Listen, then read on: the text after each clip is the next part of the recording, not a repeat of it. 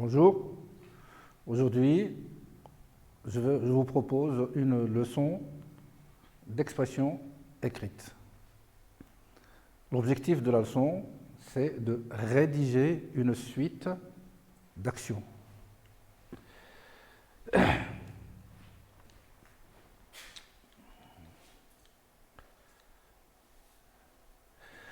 Je vous rappelle un petit peu ce qu'on avait appris pendant toute la semaine.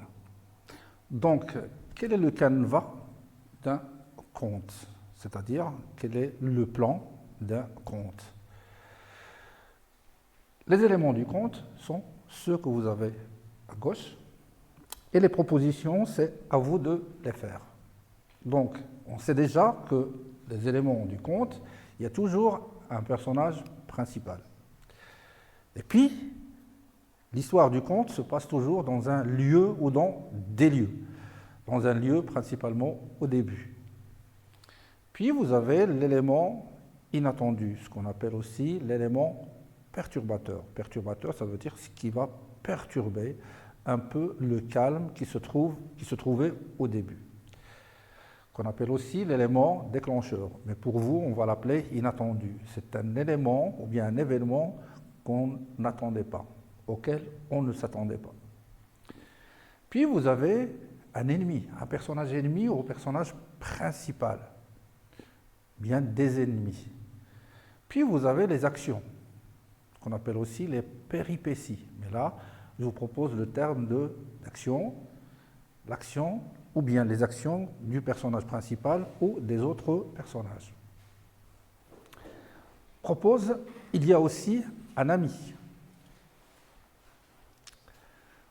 Et à la fin du conte, vous avez toujours une fin ou bien une solution, généralement suivie d'une sagesse, c'est-à-dire une morale, une leçon qu'on apprend à travers tout le conte.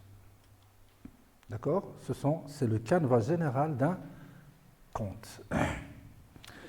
Aujourd'hui, je vous propose un sujet. On est toujours dans la rédaction d'une suite d'actions. Je vous propose un sujet. Vous avez déjà produit plusieurs parties du conte. Rappelez-vous, on a travaillé sur le début d'un conte, on a travaillé sur l'élément inattendu, mais aujourd'hui, vous allez imaginer et rédiger des actions successives, c'est-à-dire qui se suivent, accomplies, faites, soit par le personnage principal ou par un autre personnage. Nous avons des actions faites par un personnage, quel que soit le personnage du conte, et donc ce personnage fait des actions, accomplit des actions, mais ces actions doivent être successives, c'est-à-dire l'une suit l'autre. D'accord? Alors maintenant, je vous propose des actions. On est toujours dans l'écrit, c'est à vous d'écrire, c'est à vous de rédiger ces actions. Je vous propose maintenant des actions. Par exemple, on va partir à la recherche de quelque chose. Le personnage, il va à la quête de quelque chose. Il va rechercher quelque chose. Une autre action, c'est par exemple, c'est dormir à la belle étoile. Un personnage fait une action. Cette action, c'est le fait de dormir à la belle étoile, c'est-à-dire sans toit. On ne dort pas. Quand on dort à la belle étoile, on n'est pas sous un toit, c'est-à-dire on a juste le ciel qui est au-dessus de nous. Une autre action, c'est se battre contre un ennemi. Un personnage principal, généralement, dans un conte, il va se battre contre un ennemi. Il va se battre contre un dragon, il va se battre contre un ogre, il va se battre contre des bandits, contre des brigands, etc. Donc c'est un combat. Donc c'est une action. C'est l'action de se battre contre un ennemi. Autre action, préparer ses bagages. Vous avez un personnage qui va préparer ses bagages, par exemple, pour partir en voyage. Donc c'est une action. Chasser du gibier. Le gibier, c'est tout ce qu'on chasse dans la nature. Les lapins, les lièvres, par exemple, les oiseaux, les gazelles, en Afrique, etc. Tout cela, c'est le gibier. Donc chasser du gibier, c'est une action aussi. Frapper à une porte, quand on va frapper à une porte, c'est une action. Et puis une autre action, c'est demander son chemin. Alors, il y a le personnage principal, par exemple, qui a perdu son chemin. Il va demander son chemin à une personne rencontrée sur le chemin. D'accord?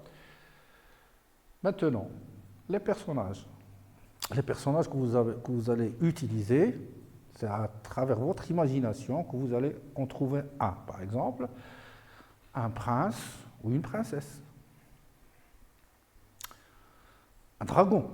Vous savez ce que c'est qu'un dragon? C'est un monstre volant qui crache du feu, etc. Donc c'est un personnage imaginaire, comme on en trouve dans les contes. Aïcha Kandisha. Aïcha Kandisha, c'est un personnage qui appartient à l'imaginaire collectif marocain.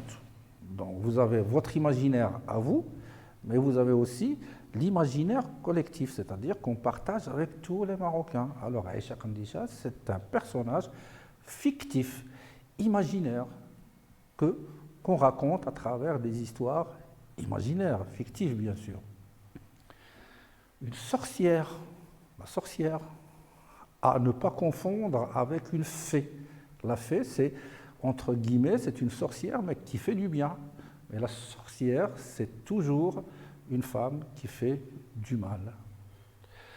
Vous avez un arbre. Rappelez-vous, le mot personnage dans un conte, ce n'est pas toujours une personne. Ça peut être aussi un objet qui parle, un arbre qui parle, disons un animal. Donc ici, il y a un arbre qui parle. Un ogre. L'ogre, bien sûr, je vous rappelle que c'est un personnage des contes, c'est un personnage imaginaire, c'est un animal, disons, qui est imaginaire. C'est un animal, tout le monde, chacun a une image de l'ogre, et généralement, c'est quelqu'un qui mange les petits-enfants. Mais ça reste toujours dans l'imaginaire des gens. Un extraterrestre, c'est quelqu'un qui vient d'une autre planète. Un extraterrestre, nous qui vivons sur la Terre, nous nous appelons des terriens.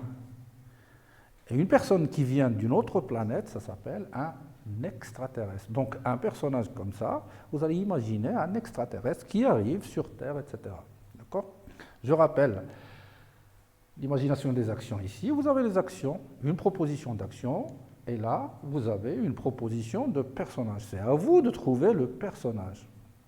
Je rappelle toujours que c'est la rédaction d'une suite d'actions. Un personnage qui fait des actions successives, qui se suivent. Alors maintenant, pour raconter une action, on doit utiliser des verbes. Ces verbes, ce sont toujours des verbes de mouvement. Donc on va utiliser les verbes de mouvement convenables. C'est-à-dire qui vont avec l'action. Un verbe de mouvement. Je suis malade, j'utilise dans cette phrase le verbe être. Ce n'est pas un verbe de mouvement, c'est un verbe d'état. Mon état, je suis malade. Mais si je frappe à une porte, je fais un mouvement. Donc le verbe frapper, c'est un verbe de mouvement. Ici, quelques mouvements, par exemple, le mouvement ici, vous avez le verbe correspondant au mouvement, et puis vous avez le verbe conjugué au passé simple. Par exemple, le mouvement, le départ. Nous avons un mouvement, c'est-à-dire un départ. Quel est le verbe utilisé qui correspond au départ? C'est le verbe partir. Alors le verbe partir, s'il est conjugué au passé simple, par exemple, on va prendre la troisième personne du singulier, c'est il ou elle ou on. Et donc, il partit. Vous devriez avoir tout proche de vous, bien tout près de vous, un manuel de conjugaison, ça vous aidera. Donc, je partis, tu partis, il partit, elle partit, on partit, nous partîmes, vous partîtes, ils partirent, elles partirent. Partir. Un autre mouvement, c'est l'arrivée. Alors, avec l'arrivée, bien sûr, le verbe correspondant, c'est arriver. Et là, la conjugaison du verbe arriver, je vous propose la troisième personne du pluriel. Arrivèrent, ils arrivèrent, elles arrivèrent. Je répète, je rappelle un petit peu la conjugaison du verbe arriver, qui est un verbe du premier groupe. J'arrivai, tu arrivas, il arriva, elle arriva, on arriva, nous arrivâmes, vous arrivâtes, ils arrivèrent, elles arrivèrent. Un autre mouvement, c'est le déplacement, se déplacer d'un lieu à un autre. Le verbe correspondant, c'est voyager. Je me déplace vers Tantan, je me déplace vers Tanger, je me déplace vers Oujda, je me déplace vers Laayoune, qui est ma ville. Eh bien, je vais utiliser le verbe voyager. Donc, passé simple du verbe voyager, il voyagea. Je voyageais, tu voyageas, il voyagea, elle voyagea, on voyagea, nous voyageâmes, vous voyageâtes, ils voyagèrent, elles voyagèrent. Autre mouvement, c'est la descente. Descendre. Verbe, c'est descendre. Conjugaison, c'est simple, ils descendirent. Autre mouvement, c'est la sortie. Facile, le verbe c'est, ici, c'est sortir. Infinitif, il y a une petite erreur qui s'est glissée ici, c'est sortir. C'est simple, il sortit. Mouvement, la marche. Le verbe, c'est marcher. Et la conjugaison, c'est ils marchèrent. Autre mouvement, c'est le jeu. Donc, c'est le verbe jouer. Et on va utiliser la conjugaison, la troisième personne du singulier, il joua. Le jeu, jouer, il joua. D'accord? Ça, ces verbes sont tout simplement des verbes de mouvement. Quelques-uns. Maintenant, vous allez essayer de faire, verbe de mouvement. Vous avez ensuite ce qu'on appelle les indicateurs de temps. Je ne peux pas utiliser des actions successives sans, pour autant, oublier d'utiliser ce qu'on appelle les indicateurs temporels, un indicateur de temps. Rappelez-vous, pendant la situation initiale, c'est-à-dire le début du conte, juste après le début du conte, il y a toujours un élément ou bien un événement inattendu qui arrive. On l'introduit toujours par un élément, par un indicateur temporel, par exemple un jour, un soir, un matin. Ici, je vous propose quelques indicateurs temporels. Par exemple, un jour. Parce que quand on dit un jour, ça invite à dire qu'il y a déjà quelque chose qui est arrivé avant. C'est-à-dire, pour écrire vos actions, il faut toujours lier avec ce qui a été écrit auparavant. Une action, c'est toujours au milieu du conte, et donc on va introduire un élément ou bien un indicateur temporel qui va lier avec ce qui a été écrit au début. D'accord? Donc un jour, un soir, un matin. Le lendemain. Le lendemain, ça veut dire c'est le jour d'après. Attention, quand on dit demain, c'est pour aujourd'hui. Si je vous dis que demain je vous vois, ça veut dire c'est pour demain. Mais quand je vous dis le lendemain, ça veut dire le jour d'après le jour dont on parle. Le lendemain matin, par exemple, le lendemain soir, etc. Un autre indicateur, c'est quelques heures plus tard. Quand je dis quelques heures plus tard, ça veut dire qu'il y a quelque chose qui est déjà écrit auparavant. Quelques heures plus tard. À cet instant-là, c'est pas cet instant, c'est pas maintenant, mais à cet instant dont on parle, à cet instant-là. À ce moment-là, et puis vous avez le plus classique, c'est d'abord, ensuite, enfin. D'abord, on commence par d'abord. Action suivante, c'est ensuite. Action finale, c'est enfin. Et puis l'action juste après. Je vous propose maintenant d'écrire une action, je rappelle. le sujet, c'est d'écrire des actions successives accomplies par un personnage, ou bien par le personnage principal, ou bien par un autre personnage du conte. Je vous laisse 10 minutes. D'accord? Mais pour nous, ce sera une seconde. Exemple. Ici, je vous propose quelques exemples, deux petits exemples.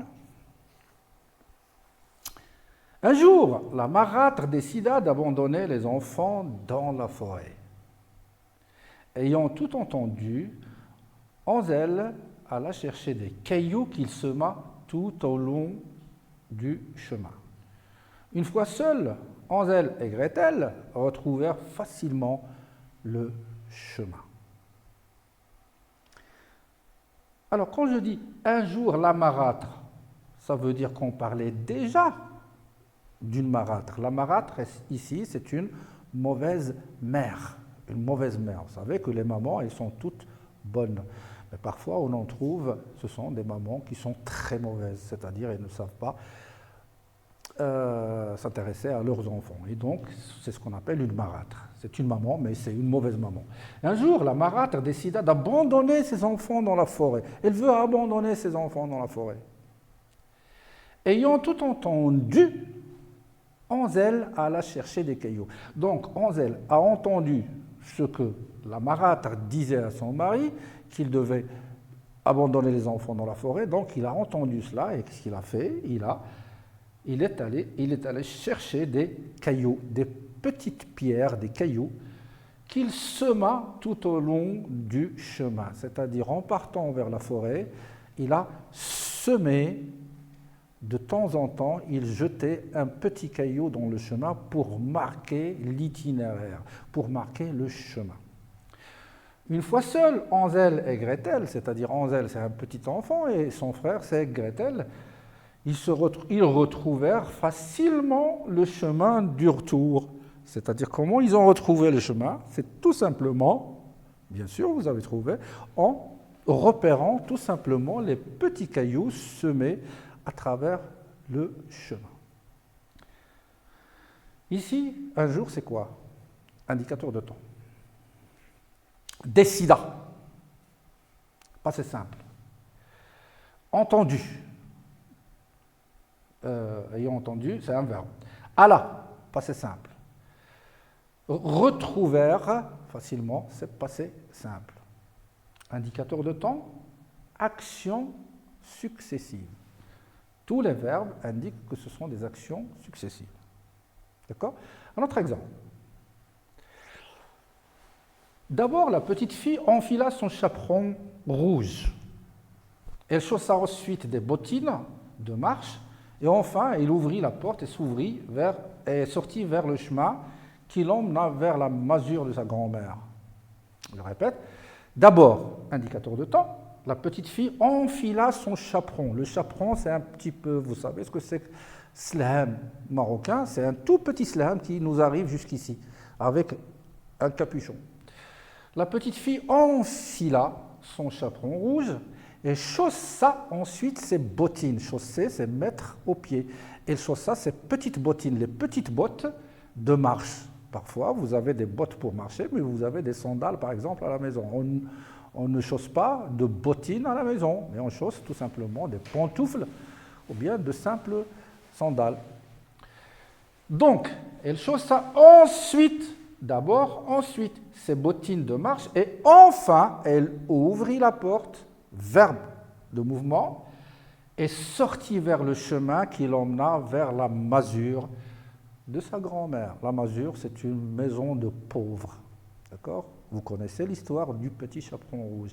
Mais là, d'abord, ensuite, enfin. Ça nous ponctue les actions successives. Une action après une autre. On utilise les verbes de mouvement, bien sûr, ce sont des actions successives. Et surtout, on va marquer la suite des actions. Verbe de mouvement, passé simple. Très bien. Alors maintenant, on arrive à l'évaluation. Regardez les critères d'évaluation. Est-ce que je sais employer des verbes de mouvement? Bien sûr. Est-ce que je sais employer le passé simple? Très simple, vous avez un petit manuel de conjugaison, ce sera facile. Je sais utiliser les indicateurs de temps, comme on en a vu, d'abord, ensuite, enfin. J'ai rédigé des actions successives, je sais que vous en avez raconté, très bien. J'ai rattaché mon récit aux parties déjà rédigées. Donc on rattache les petites phrases qu'on vient d'écrire, on va les rattacher avec ce qui a été déjà écrit, par exemple, d'abord ou bien le lendemain, ça veut dire qu'on a déjà écrit quelque chose. D'accord? Alors maintenant, c'est la fin.